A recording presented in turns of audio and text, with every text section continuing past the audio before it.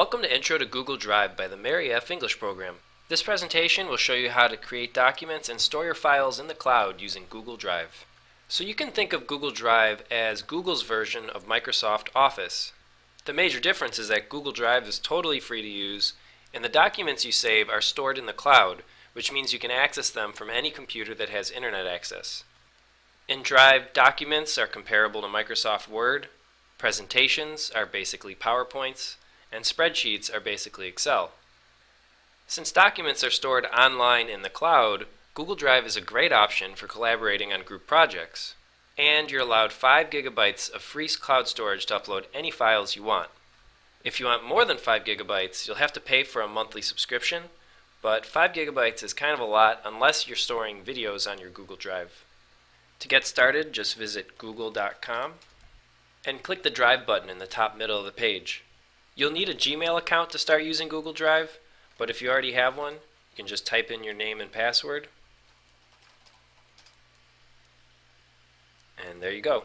The first time you log into Google Drive, it's going to look like this. There's no files here because you haven't stored anything on it yet. However, we can get started by uploading files to our Google Drive to store it in the cloud.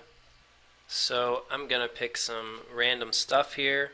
If you hold the Shift key, you can select multiples at the same time and open, and it will upload to the cloud storage. Once those are finished, we can X out, and right here these icons show you the different types of files you have. These are PowerPoint files, so they have P for presentation. Meanwhile, this has a picture because it's an image file. So you can put as many different types of files you want, up to 5 gigabytes for free on your Google Drive. But the more common way to use Drive is to create your own documents using this button. As you can see, we can create a folder. So I'll call this, there we go. So we have a folder now.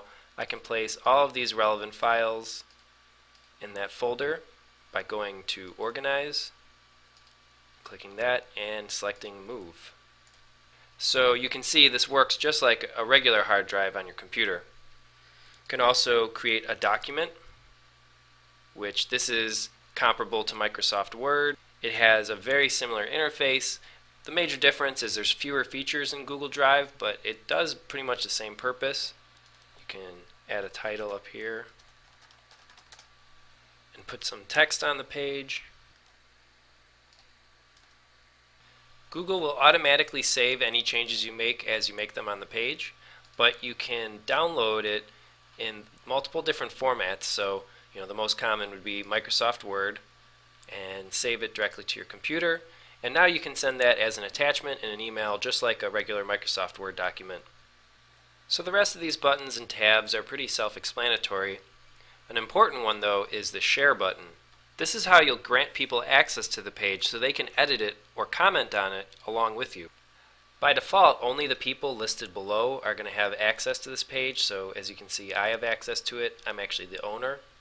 But we can add more collaborators by typing in an email address down here and then selecting whether we want them to be able to edit it, only comment, or only view the page. Now, Google will send this invite to whatever email you enter in here, but only people who have a Gmail address are going to be able to edit and comment on the page. So maybe you send this email to somebody who has Yahoo, but it gives them a link that they'll then have to add to their Gmail account in order to access it.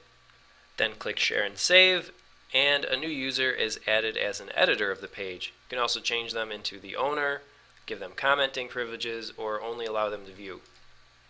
Another way to share with collaborators is to copy and then paste this link in an email to whoever you want to collaborate with you.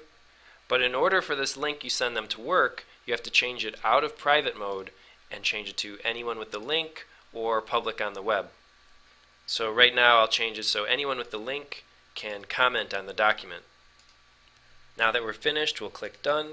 And one last important feature to know for collaborating is if you highlight a section, go to Insert, and click Comment, you can now type a message that won't be a part of the actual document, but the other people collaborating on it with you can read, and they can actually post replies underneath it.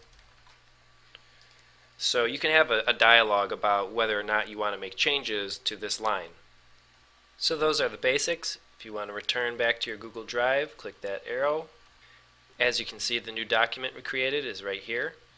And if you click the checkbox, there's some important features like the organization, which I showed you, another way to share, you can start a new folder, and over here in More, something really important is the download button. So if you'd like to download all of your Google Drive files at once, you just click them all and then go to download. So briefly, the other documents you can create are slideshows using presentation.